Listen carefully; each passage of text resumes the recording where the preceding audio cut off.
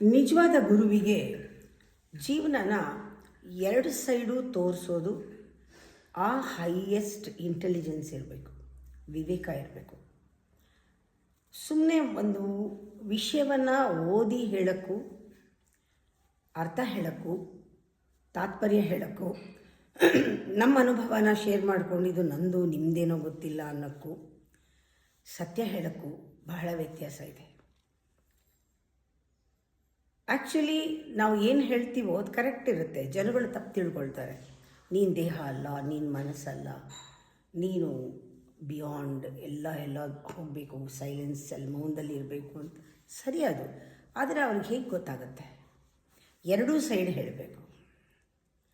ಎರಡೂ ಸೈಡ್ ಹೇಳಬೇಕಾದ್ರೆ ನೀವು ಹೇಳೋದಿಲ್ಲ ಸರಿ. ದೇಹ ಯಾಕಿದೆ ಹಾಗಾದರೆ? ನೀ ದೇಹ ಅಲ್ಲ, ನೀ ಮನಸ್ಸಲ್ಲ. ದೇಹ ಯಾಕಿದೆ, ಮನಸ್ಸು ಯಾಕಿದೆ ಅದನ್ನು ತಿಳಿಸ್ಬೇಕು. ಆವಾಗ ಎರಡೂ ತಿಳ್ಕೊಂಡಾಗ ಇದೆರಡೂ ನಾನೇ, ಎರಡೂ ನಾನಲ್ಲ ಅಥವಾ ಎರಡೂ ನಾನೇ. ಈ ದೇಹನ ನಾವು ಎಕ್ಸ್ಪ್ರೆಷನ್ ಆಫ್ ದಿ ಸೋಲ್ ಅಂತ ಯಾಕೆ ನೋಡಬಾರ್ದು? It's an extension of the soul ಅಂತ ಯಾಕೆ ನೋಡಬಾರ್ದು? ಆತ್ಮದ ಒಂದು ಎಕ್ಸ್ಟೆನ್ಷನ್ ಇದು. ಇದಿಲ್ಲದೆ ಆತ್ಮ ಇಲ್ಲ. ದೇಹೋ ದೇವಾಲಯ ಅಂತ ಹೇಳ್ತೀವಿ ಬಾಯಿನಲ್ಲಿ, ಆಮೇಲೆ ದೇಹ ಮಾಂಸದ ತಡಿಕೆ ಅಂತ ಎಸ್ಕೇಪ್ ಮಾಡ್ತೀವಿ, ಅದನ್ನು ಪಕ್ಕಕ್ಕೆ ಹಾಕ್ತೀವಿ.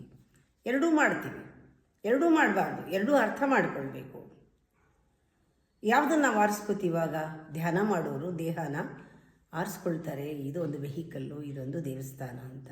ಧ್ಯಾನ ಯಾರು ಮಾಡಲ್ಲ, ದೇಹ ಮಾಂಸದ ತಡಿಕೆ ಅಂತಾರೆ, ಅದಕ್ಕೆ ಗಮನ ಕೊಡಬೇಡಿ ಅಂತಾರೆ, ಅದು ಎಸ್ಕೇಪ್ ಮಾಡ್ತಾರೆ, ಅದನ್ನು ಎಂಜಾಯ್ ಮಾಡಲ್ಲ, ಅದನ್ನು ನೋಡ್ಕೊಳ್ಳಲ್ಲ ಸರಿಯಾಗಿ. God is expressing. ದೇಹದಲ್ಲಿ ಕಾಣ್ತಾ ಇದೆ, ಸೆಲಿಬ್ರೇಷನ್ ಆಗ್ತಾ ಇದೆ. ದೇಹದ ಮೂಲಕ ಅಲ್ವಾ ಆ ಸೋಲ್ನ ನಾವು ನೋಡೋದು, ಮ್ಯಾನಿಫೆಸ್ಟ್ ಆಗಿದೆ ಅದು. ದೇಹ ಇಲ್ಲದ್ರೆ ಹೇಗಾಗಿರೋದು? ನಮ್ಮ ಮನಸ್ಸು ಅಥವಾ ಒಂದು ಮಾಯೆ ತೋರುತ್ತೆ ಹೋಗುತ್ತೆ, ಆದರೆ ದೇಹ ಇರೋವರೆಗೂ ಇರುತ್ತಲ್ಲ. ಇದು ದೇವರೇ ಆಗಿದ್ದರೆ ನಾವು ಅದನ್ನು ಹೆಂಗೆ ಗ್ರ್ಯಾಬ್ ಮಾಡೋದು ಬೇಕಿಲ್ಲ, ಅದನ್ನು ಎಸ್ಕೇಪ್ ಮಾಡ್ಕೊಂಡು ಓಡೋಗೋದು ಬೇಕಿಲ್ಲ. ಇದು ಹೈಯೆಸ್ಟ್ ಇಂಟೆಲಿಜೆನ್ಸು. ಭಾಳ ಸೂಕ್ಷ್ಮವಾಗಿ ಹೇಳಬೇಕಾಗತ್ತೆ. ಧ್ಯಾನ ಮಾಡಿಸ್ಬೇಕು, ಧ್ಯಾನ ಮಾಡದೇ ಇದ್ದರೂ ಪರವಾಗಿಲ್ಲ, ಜೀವನ ಧ್ಯಾನ ಅಂತ ಹೇಳಬೇಕು. ಯಾವುದು ಅಂಟ್ಕೋಬೇಡಿ ಅಂತ ಹೇಳಬೇಕು, ನೀವು ಸಂಸಾರದಲ್ಲಿ ಇರಿ ಅಂತ ಹೇಳಬೇಕು. ಎರಡೂ ಹೇಳಬೇಕಾದ್ರೆ ಹೈಯೆಸ್ಟ್ ಇಂಟೆಲಿಜೆನ್ಸ್, ವಿವೇಕ, ಸರಸ್ವತಿ ಒಲಿಬೇಕು, ವಾಗ್ದೇವಿ ಒಲಿಬೇಕು.